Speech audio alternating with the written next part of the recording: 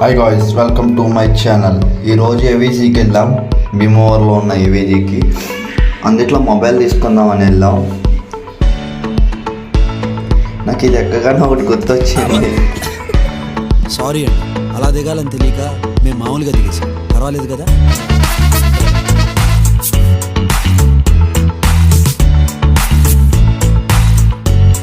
డిజిటల్లోకి అన్నిట్లో నేను నాకు కావాల్సిన వాచ్ కోసం అయితే వాచ్ దొరకలేదు. ఇంతకీ మా సారు మొబైల్ కొనుక్కోవడానికి వచ్చారు. ఆయన అన్నీ వచ్చాను నేను మొబైల్ సర్వీస్ చేయడానికి.